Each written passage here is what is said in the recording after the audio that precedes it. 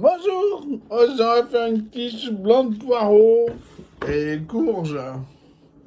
Alors, vous gardez les racines, vous ouvrez en deux en regardant tout là-haut où sont les deux sommets. Pour mettre le couteau doit passer par les deux sommets. Puis on les lave feuille par feuille, on les défait sous un jet d'eau froide en frottant avec les doigts. Après, on peut couper les racines. On coupe les blancs de poireaux 1 cm d'épaisseur. Alors, il vous en faut 265 grammes qu'on va faire cuire dans un peu d'huile.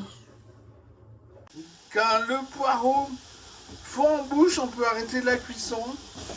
Ça a coloré un petit peu. C'est bien. Ensuite, il vous faut 950 grammes de courges coupées en dés énormes qu'on va faire cuire dans un sauteur avec un peu d'huile. Alors avec une spatule qu'on arrive à couper, on fait marteau-piqueur.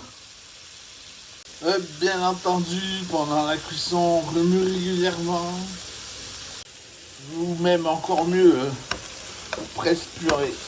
Voilà. Alors ça, c'est génial. On continue la cuisson jusqu'à ce qu'il soit très savoureux. Elle est très longue cette cuisson. Alors là, c'est savoureux. On continue.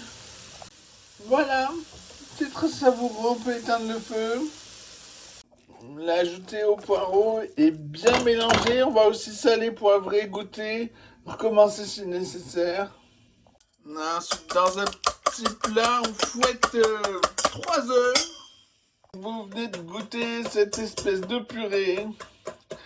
Ça a trop de goût, c'est dégueulasse. C'est pour ça qu'on met des œufs. Enfin, dégueulasse. Trop savoureux. On y ajoute 200 grammes de lait. On refouette. Puis on l'ajoute aux légumes. On mélange bien, il faut que ça soit homogène. Et puis sur la plaque noire du four à l'envers, on met un cercle à tarte pour 8. Une pâte brisée au beurre.